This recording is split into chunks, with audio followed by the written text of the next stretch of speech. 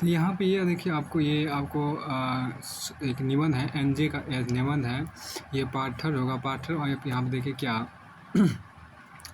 क्या social media अपने अंतर्निहित रूप में एक स्वार्थपरायण माध्यम है। ये आपके यहाँ पर है, क्या सोशल मीडिया निबंध है, क्या सोशल मीडिया अपने अंतर्निहित रूप में एक स्वार्थपरायण माध्यम है। तो ये कहा जाता है कि दुनिया में एक ही चीज़ अपरिवर्तनीय है, वो है परिवर्तन। वो है परिवर्तन। इसी अपरिवर्तनीय परिवर्तन ने मानव समाज को आदिम युग से लेकर आज 21वीं शताब्दी की भोर तक का सफ़र तय करवाया है। हाँ देखिए, जहाँ मानव ने पहिए का आविष्कार से लेकर मोबाइल के चमत्कार तक की तकनीकी प्रगति की सुनहरी यात्रा तय की है। तकनीकी उत्थान के इन विभिन्न स्वरूपों में से एक है सोशल मीडिया, जो असफल वैश्विक विमर्श का एक प्रमुख विषय बन गया है। दरअसल सोशल यहाँ देखिए क्या कि दरअसल सोशल मीडिया इंटरनेट के माध्यम से परस्पर जुड़ी हुई एक काल्पनिक दुनिया है। इस काल्पनिक जगत में आपको विभिन्न मंचों यथा फेसबुक, ट्विटर, इंस्टाग्राम, यूट्यूब आदि पर लोग परस्पर अपने विचार अभिव्यक्त कर सकते हैं, तस्वीरों को साझा कर सकते हैं, सामूहिक चर्चा में भाग ले सकते हैं। चर्चाओं के इसी दौर में इस माध्यम को लेकर विमर्श का विषय यह है कि क्या माध्यम अपने आप में स्वार्थपरायण है। देखिए यहाँ पर चर्चाओं कि इसी दौर में इस माध्यम को लेकर विमर्श का विषय यह है कि क्या माध्यम अपने आप में स्वार्थपरायण है। इस मुद्दे पर सोशल मीडिया की स्वार्थपरायणता को आंकलित करने के लिए हमें विभिन्न पहलुओं पर विचार विमर्श करना होगा। यह जानना होगा कि देखिए यहाँ पर यह जानना होगा कि मीडिया का यह माध्यम किस प्रकार उभर कर सामने आया है, इसके कितने आयाम हैं और उनका स्वरूप क्या है। क्या यह स्वार्थपूर्ति का थोपा माध्यम मात्र भर है या बहुआयामी बदलाव की क्रांति का सशक्त मंच बन सकता है। देखिए, अत्यंत तीव्र गति से ही हो रहे बदलाव के इस दौर में सोशल मीडिया की स्वार्थपरायणता को जानने समझने के लिए हमें कुछ इस प्रकार के प्रश्नों की तह में जानने की आवश्यकता है। देखिए, अगर हम इस दिशा में विचार करें कि यह माध्यम किस प्रकार स्वार्थपरायण है तो मुद्दे के विभिन्न पहलू सामने आते हैं। हम देखते हैं कि लोगों के लिए दुनिया एक हथेली भर की मशीन में सिमटती जा रही है। इसके परिणामस्वरूप परस्पर संवाद कम हुआ और संवेदनाएं छीन हुई है। इंसान वास्तविक संसार की बजाय कल्पना लोक में ज़्यादा जी रहा है। कीमत उंगलियों के चलन से इमोजी की दुनिया में सटीक इमोजी खोजने व्यक्ति व अपनों से दूर होना इंसान की हकीकत बनती जा रही है। फिर देखिए यहाँ पर आभासी दुनिया के झूठे संसार मनुष्य का विचरण अंतहीन बनता जा रहा है। अफवाहों से लबरेज या मिथ्या आंकड़ों से भरपूर यह माध्यम थोथे स्वार्थ सिद्ध करने का जरिया बनता जा रहा है। एक सर्वेक्षण के मुताबिक संपूर्ण विश्व में धार्मिक भाषाई उन्माद बढ़ाने, आमजन को गुमराह करने, मूल्यों में गिरावट लाने एवं संस्कारों को पतन का रास्ता दिखाना भी इस माध्यम का स्वार्थीपन दिखाता है। इन स्वार्थपरायण निगाहों एवं नकारात्मक इरादों के परिणामस्वरूप ही अश्लील उत्तेजित विचार बड़ी तेजी से प्रसारित होते जा रहे हैं। ये स्वार्थी निगाहें यहीं तक नहीं रुकती, मनोरंजन की अति का पर्याय बन चुके लोग अपने स्वार्थी इरादों की नवाब इसी सोशल मीडिया रूपी समुद्र में चलाते हैं। ये लोग जो लाइक्स एवं कमेंट के नरों में के नशे में है, अपने नशे की पूर्ति के निकृष्ट विषय वस्तु को पोस्ट करने से परहेज नहीं करते। इस परिघटना स्वार्थपरायणता का एक उत्तम उदाहरण है। इसके साथ साथ अपने कुत्सित इरादों को पूर्ण करने के किसी व्यक्ति, समुदाय, संगठन या संस्थान आदि को दुष्प्रचारित करना भी स्वार्थों की एक घटिया प्रवृत्ति के रूप में सामने आता है।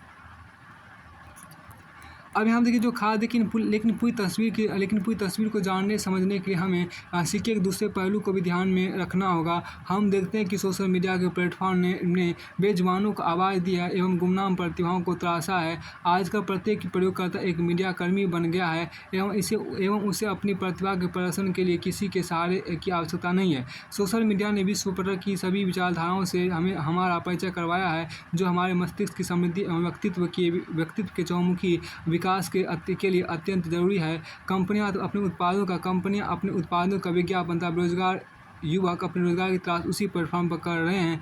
उचित अवसरों की जानकारी प्राप्त करने एवं अपनी कला के प्रदर्शन के लिए सर्वश्रेष्ठ विकल्प के रूप में सोशल मीडिया ने अपनी पहचान स्थापित की है। इतना ही यह माध्यम केवल प्लेटफॉर्म भर नहीं है, अपितु समान की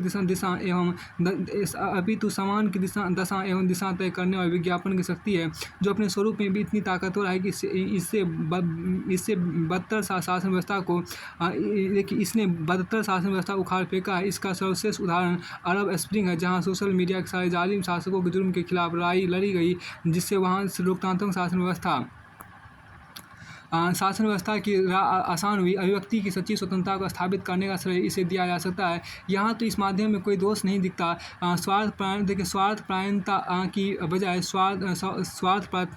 की बजाय सर्वजन हिताय की भावना मौजूद होती दिखाई देती है। सर्वजन सुखाय हमें वहाँ दिखाया जाता है, जहाँ ट्विटर के जरिए आमजन ने गृह मंत्रालय एवं विदेश मंत्रालय जुड़ी समस्याओं का त्वरित समाधान हासिल किया। आंकड़े इस बात की गवाही देते हैं कि व्यक्तित्व के विकास, व्यवसायिक विस्तार, कला के प्रदर्शन, प्रतिभा के निखार में सोशल मीडिया उत्प्रेरक की भूमिका निभाई है। मणिपुर में तकरीबन 100 किलोमीटर तक की सड़क का निर्माण एक उम्दा उदाहरण है, जो सोशल मीडिया के जरिए जन सहभागिता बढ़ाने की अद्वितीय मिसाल है। हाल ही में विभिन्न आपदाओं का मजबूती से सामना करने में भी सोशल मीडिया अत्यंत सहायक सिद्ध हुआ है। प्रधानमंत्री राहत कोष में अपना उचित सहयोग प्रदान करने की सफल कोशिश भी सोशल मीडिया एक स्वर्णिम पहलू है। भांति इन तमाम उदाहरणों में सोशल मीडिया ने एक महत्वपूर्ण भूमिका अदा की है। उसका देखिए यहाँ पर क्या है कि इन सकारात्मक नकारात्मक पहलुओं की भ्रांत ने इस सवाल को जन्म दिया है कि क्या सोशल मीडिया अपने आप में स्वार्थपरायण है। अब जरूरी नहीं यही है कि अब जरूरी यही है कि जिसने लिखने वाले की जवाबदेही अब जरूरी यही कि लिखने वाले की जवाबदेही तय हो तथा पढ़ने वाले सहिष्णु व्यवहार करे। सोशल मीडिया के प्रति हमारा कृतज्ञता यही होगी कि हम इसका उचित इस्तेमाल करें और विज्ञान की इस ताकत का उपयोग निस्वार्थ भाव से जन कल्याण एवं सामाजिक उत्थान के लिए किया जाए। निष्कर्ष स्वरूप यही कहना चाहूँगा कि चाहे कला का कोई चमत्कार हो या विज्ञान की कोई ताकत ये अपने आप में ना तो स्वार्थपरायण होते हैं, ना ही निस्वार्थ होते हैं। इन माध्यमों को इस्तेमाल करने का मानवीय विवेक इरादा ही तय करता है कि ये क्या है, साथ इनकी नियति का निर्धारण भी इसी पर निर्भर है। अंत में अपनी बात इन पंक्तियों से विराम दूंगा कि इस धरा पर आदमी यदि निस्वार्थ होता तो किसी सुंदर कविता का भावार्थ होता।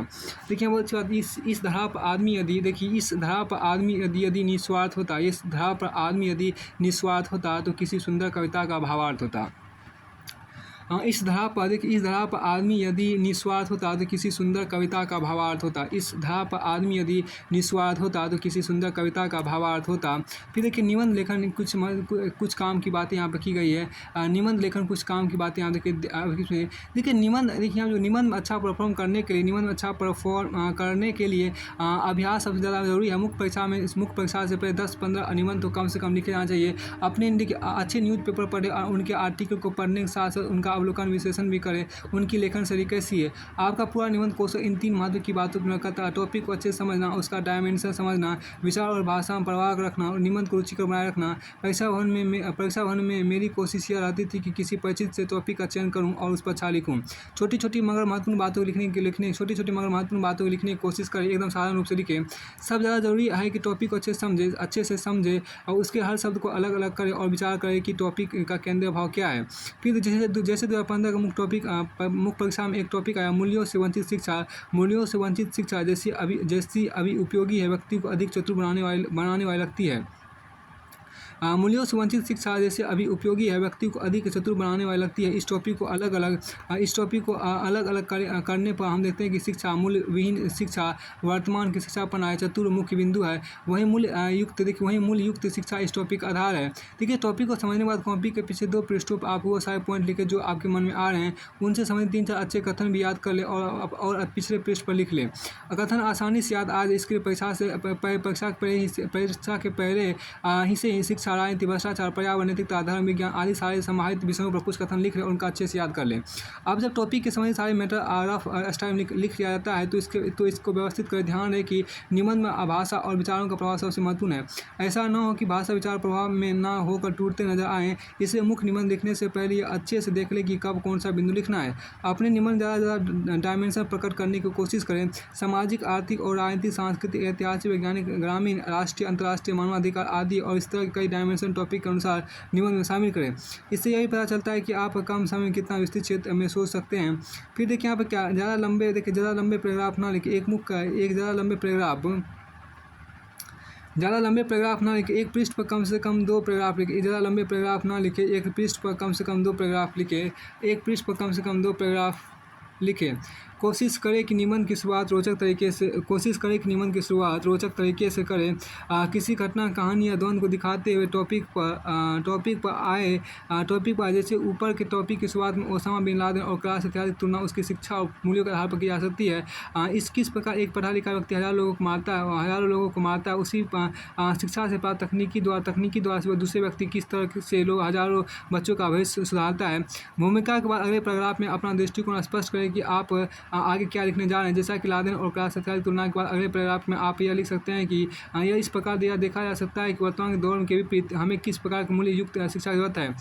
किसी भी 2 पैराग्राफ के बीच 2 या 3 लाइन का रिक्त स्थान जरूर छोड़ें। देखिए बहुत अच्छी बात यहाँ पर कहा गया है, किसी भी 2 पैराग्राफ के बीच में 2 या 3 लाइन का रिक्त स्थान जरूर छोड़ें, ताकि बाद में कुछ याद आने पर लिखा जा सके। कुछ ज़्यादा महत्वपूर्ण बिंदुओं को अंडरलाइन किया जा सकता है। हर अगला पैराग्राफ पिछले से जुड़ा हुआ लगना चाहिए, ऐसे नहीं कि दोनों में कोई संबंध ही नजर ना आए।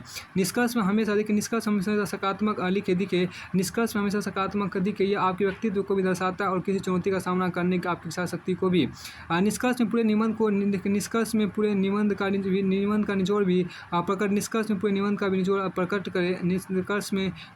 निचोड़ प्रकट करें। भविष्योन्मुखी निष्कर्ष अच्छा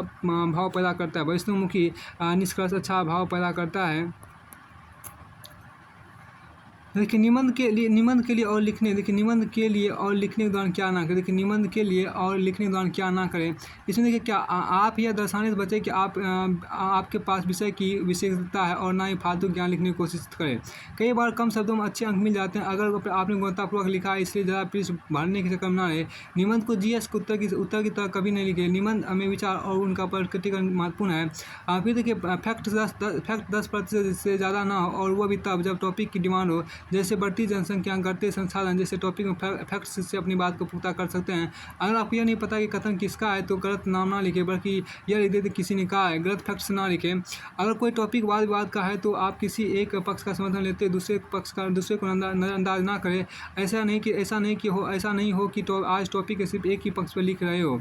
अपने विचारों में ज़्यादा एक तरफा ना हो। संतुलित दृष्टिकोण होना जरूरी है। सिक्कों के दोनों पहलू पर ध्यान दें। अब यहाँ देखिए अपने विचारों में ज़्यादा एक तरफा ना हो। संतुलित दृष्टिकोण होना जरूरी है। सिक्के के दोनों पहलू पर ध्यान दें। फिर देखिए महत्वपूर्ण सूक्तियाँ, कथन, उदाहरण और देखिए उद्धरण। महत्वपूर्ण कथन, सूक्तियाँ, उद्धरण और उदाहरण देखिए। प्रसंगानुसार सूक्तियाँ, पंक्तियों, उद्धरणों, विचारों, कथनों का प्रयोग निबंध को आकर्षक बनाता है। बस शर्त यह है कि अनावश्यक प्रयोग से बचें। हमें यहाँ उदाहरण के तौर पर हिंदी, उर्दू, संस्कृत और संस्कृत कुछ सूक्तियाँ साझा कर रहे हैं। इसी तरह आप भी कुछ अच्छी प्रासंगिक और गरिमापूर्ण सूक्तियों का प्रयोग कर सकते हैं। इनमें से कोई सूक्ति पंक्ति हमारे द्वारा नीचे लिखी हुई नहीं है। देखिए इनमें से कोई भी सूक्ति पंक्ति हमारे नीचे लिखी हुई नहीं है। कृपया इनके लेखकों एवं स्रोतों के नाम जांच लें। अब देखिए वर्तमान युग में सामाजिक आंदोलन कुछ अग्रणी नेता कौन कौन थे। तो राजेंद्र सिंह जल संरक्षण के मंत्री थे, और आपको वंदना सिंह जो पर्यावरण संरक्षण के मंत्री थे, और कैलाश सत्यार्थी जो कि बाल श्रम मुक्ति आपको थे, और उसके बाद अनुपम मिश्र जो थे पर्यावरण संरक्षण के थे। उसके बाद इसी प्रकार इस सूची में आप अन्य नाम भी जोड़ सकते हैं। अब देखिए टीम नेतृत्व, देखिए अहम शून्यता। देखिए यहाँ में जो कहा गया कि SLV के निदेशक सतीश धवन के नेतृत्व में जब SLV का प्रथम उड़ान असफल हुई तो असफलता की सारी जिम्मेदारी अपने कंधों पर ली, किंतु जब अगले प्रयास में प्रोजेक्ट सफल रहा तो सफलता का श्रेय इसरो टीम को दिया गया। ये वो देखिए टीम नेतृत्व, अहम शून्यता की बात यहाँ पे। देखिए SLV के निदेशक सतीश धवन के नेतृत्व में जब SLV की प्रथम उड़ान असफल हुई तो असफलता की सारी जिम्मेदारी अपने कंधों पर ली, किंतु जब अगले प्रयास में प्रोजेक्ट सफल रहा तो सफलता का श्रेय इसरो टीम को दिया। अब एक कठिन प्रश्न देखिए यहाँ पर क्या कि करत अभ्यास की जरमती हो तो सुजाना श्री आवत जावत ते सिर पर प्रत निशान। हौसला देखिए जिंदगी की असली उड़ान बाकी है, जिंदगी कई इम्तिहान बाकी है। हौसला में आप देखें क्या, जिंदगी की असली उड़ान बाकी है, जिंदगी कई इम्तिहान बाकी। अभी तो नापी है मुट्ठी भर जमी हमने, अभी तो नापी है मुट्ठी जमी भर, अभी तो नापी है मुट्ठी भर जमी हमने, अभी तो सारा आसमां बाकी है। कुछ लोग वे जो वक्त के सांचों में ढल गए, कुछ लोग वे जो वक्त के सांचों में ढल गए, कुछ लोग वे जो वक्त के ढांचे बदल गए। बहुत अच्छी बात है कि ज़िंदगी की असली उड़ान अभी बाकी है, ज़िंदगी की असली उड़ान बाकी है, ज़िंदगी कई इम्तिहान बाकी है, ज़िंदगी की असली उड़ान अभी बाकी है, ज़िंदगी की असली उड़ान अभी बाकी है, ज़िंदगी कई इम्तिहान बाकी है। अभी तो नापी है मुट्ठी भर ज़मीं हमने, अभी तो नापी है मुट्ठी भर ज़मीं हमने, अभी तो सारा आसमां उड़ना बाकी है, अभी तो सारा आसमां उड़ना बाकी है। कुछ लोग वे जो वक्त के सांचे में ढल गए, कुछ लोग वे जो वक्त के सांचों में ढल गए, कुछ लोग वे जो वक्त के ढांचे बदल गए। अब यहाँ देखिए क्या हार जीत सफलता, सफलता का महत्व यहाँ देखिए क्या, सफलता तो केवल हमारा परिचय दुनिया का, देखिए सफलता तो केवल हमारा परिचय दुनिया को करवाती है, सफलता तो केवल हमारा परिचय दुनिया को करवाती है, और जबकि असफलता हमें पूरी दुनिया से परिचित कराती है। देखिए सफलता तो केवल हमारा परिचय दुनिया को करवाती है, सफलता तो केवल हमारा परिचय दुनिया को करवाती है, जबकि असफलता हमें पूरी दुनिया से परिचित कराती है। विश्वास, भरोसा और श्रद्धा की बात देखिए, विश्वास पत्थर को भी भगवान बना सकता है, विश्वास पत्थर को भी भगवान बना सकता है, और अविश्वास भगवान के लिए और अविश्वास भगवान के बनाए इंसान को भी पत्थर दिल बना सकता है। देखिए विश्वास पत्थर को भी भगवान बना सकता है, और अविश्वास भगवान के बनाए इंसान को भी पत्थर दिल बना सकता है। फिर आप आगे देखिए शिक्षा की बात मैं यहाँ पर करता हूँ, शिक्षा की जो बात आपके यहाँ पर करता हूँ। देखिए मैं जीवन के लिए अपने माता पिता का ऋणी हूँ, किंतु बेहतर जीवन के लिए मैं अपने अध्यापक का ऋणी हूँ। बहुत सिकंदर महान यहाँ पर कहा था, मैं जीवन के अपने माता पिता का ऋणी हूँ, किंतु बेहतर जीवन के लिए मैं अपने अध्यापक का ऋणी हूँ। अब यहाँ देखिए क्या सिडनी जे हैरिस ने कहा था, मूल्यहीन शिक्षा के परिणाम, मूल्यहीन शिक्षा के परिणाम मूल्यहीन शिक्षा के परिणाम डॉक्टर द्वारा मरीज का अंग निकाल लेना, अध्यापक द्वारा अपनी शिष्या का यौन शोषण, वकील का मुवक्किल की सहायता के बजाय सामने वाले वकील से शान का, शिक्षा। आप देखिए यहाँ यही आपको मूल्यहीन शिक्षा के परिणाम होते हैं। फिर देखिए क्या शिक्षा का संपूर्ण उद्देश्य दर्पणों को, देखिए शिक्षा का संपूर्ण उद्देश्य दर्पणों को खिड़कियों में परिवर्तित करना है। यह सिडनी जे हैरिस ने कहा था, शिक्षा का संपूर्ण उद्देश्य दर्पणों को खिड़कियों में परिवर्तित करना है। अब के सर्वपल्ली राधाकृष्ण ने कहा था, विश्वविद्यालय देश के सर्वश्रेष्ठ कारखाने हैं, जिनमें अध्यापकगण एक कुशल कारीगर की भांति देश के सर्वश्रेष्ठ मानव संसाधन उत्पादित करते हैं। अब बिघम चंद ने कहा था क्या, विश्वविद्यालय महापुरुषों के निर्माण कारखाने तथा अध्यापक यहाँ के कुशल कारीगर हैं। अगर आप एक पुरुष को शिक्षित करते हैं तो आप सिर्फ एक पुरुष को शिक्षित करते हैं, लेकिन अगर आप एक स्त्री को शिक्षित करते हैं तो आप एक पूरी पीढ़ी को शिक्षित करते हैं। और नेल्सन मंडेला कहा था क्या, शिक्षा सबसे शक्तिशाली हथियार है जिससे आप दुनिया को बदलने के उपयोग कर सकते हैं। उसके आगे यहाँ पर कहा गया क्या कि देखिए शिक्षा अपने क्रोध या अपने आत्मविश्वास को खोए बिना लगभग कुछ भी सुनने की क्षमता है। यहाँ जो देखिए शिक्षा अपने, इसमें जो कहा गया शिक्षा अपने क्रोध या अपने आत्मविश्वास को खोए बिना लगभग कुछ भी सुनने की क्षमता, ये बात अज्ञात ने कहा था। Give me good mother's I will give U a great nation, ये बात डॉक्टर राधाकृष्ण ने कहा था। राधाकृष्ण ने कहा था कि give me good mother's I will give U a great nation. अब कबीर ने कहा था, कट्टरता, दंगे, सांप्रदायिकता या भाईचारा, हिंदू कहे मोही राम प्यारे, तुर्के कहे रहमाना, आपस में दो लड़ी मुए मरम ना को जाना। अब देखिए बहुत कट्टरता, दंगे या सांप्रदायिकता या भाईचारा के यहाँ पर देख सकते क्या, कबीर ने कहा था क्या, हिंदू कहे मोही राम प्यारा, हिंदू कहे मोई राम प्यारा, तुर्क कहे रहमाना, आपस में दो लड़ी मुँह, आपस में दो लड़ी मुँह मरम ना को जाना, आपस में दो लड़ी मुँह मरम ना को जाना। अब देखिए मन की दृढ़ता और आत्मविश्वास की बात करते हैं, मन की दृढ़ता और आत्मविश्वास की बात यहाँ पर करते हैं।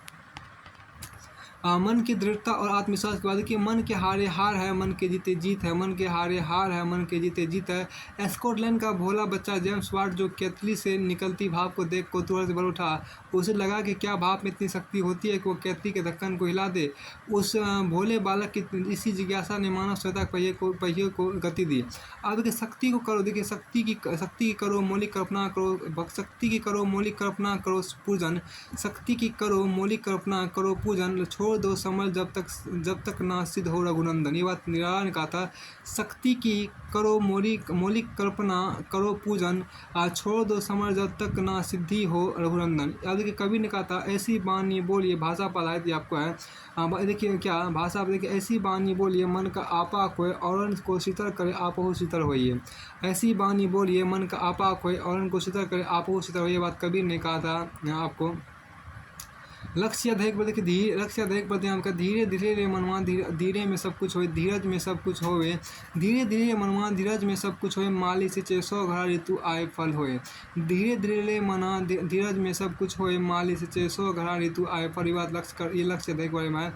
अभी के आगे कहा जाति के बारे में कवि ने कहा कि जाति ना पूछो साधु की पूछ लीजिए ज्ञान, जाति ना पूछो साधु की पूछ लीजिए ज्ञान, मोल करो तलवार का पड़ा रहने दो म्यान, मोल करो तलवार का पड़ा रहने दो म्यान, मोल करो तलवार का पड़ा रहने दो म्यान। कबीर ने यहाँ पर कहा था जाति ना पूछो साधु की, जाति ना पूछो साधु की पूछ लीजिए ज्ञान, जाति न पूछो साधु की पूछ लीजिए ज्ञान, मोल करो तलवार का पड़ा रहने दो म्यान। अब एक खास बात यहाँ पर कबीर ने कहा, देखिए आत्मशोध, देखिए आत्मशोध या स्व आलोचना की बात करते हैं, आत्मशोध या स्व आलोचना की बात करते हैं। यहाँ देखिए निंदक नियरे राखिए, देखिए निंदक नियरे राखिए, निंदक नियरे राखिए आंगन कुटी छवाए, निंदक नियरे राखिए आंगन कुटी छवाए, बिन पानी साबुन, बिन पानी साबुन बिना, बिन पानी साबुन बिना निर्मल करे सुबह। अब देखिए निंदक नियरे राखिए, निंदक नियरे राखिए आंगन कुटी छवाए, निंदक नियरे राखिए आंगन कुटी छवाए, आंगन कुटी छवाए। देखिए निंदक नियरे राखिए आंगन कुटी छवाए, आंगन कुटी छवाए। उसके बाद यहाँ पे क्या है कि देखिए कि बिन पानी, देखिए बिन पानी साबुन बिना, बिन पानी साबुन बिना, बिन पानी साबुन बिना निर्मल करे सुबह। उसके आगे आपका क्या, बुरा जो देखने में चला बुरा ना मिलिया कोई, बुरा जो देखने में चला बुरा ना मिलिया कोई, बुरा ना मिलिया कोई। उसके बाद यहाँ पर क्या, बुरा ना मिलिया कोई, जो दिल खोजा आपना, जो दिल खोजा आपना मुझसे बुरा ना कोई, जो दिल खोजा आपने मुझसे बुरा ना कोई। अब आगे हम कहा संगति की बात करते हैं, किसी जंगली जानवर का एक कपटी और दुष्ट मित्र से ज़्यादा डरना चाहिए। जानवर तो बस आपके शरीर को नुकसान पहुंचा सकता है, पर एक बुरा मित्र आपकी बुद्धि को भी नुकसान पहुंचा सकता है। देखिए किसी जंगली जानवर की अपेक्षा एक कपटी और दुष्ट मित्र से ज़्यादा डरना चाहिए। जानवर तो बस आपके शरीर को नुकसान पहुंचा सकता है, जानवर तो बस आपके शरीर को नुकसान पहुंचा सकता है, पर एक बुरा मित्र आपकी बुद्धि को भी नुकसान पहुंचा सकता है। अब यहाँ रणनीति की बात आपके यहाँ पर की गई है, रणनीति की बात आपके यहाँ पर की देखिए, किसी वृक्ष को काटने के आप मुझे 6 घंटे दे दीजिए और मैं पहले 4 घंटे कुल्हाड़ी का धार तेज करने लगाऊंगा।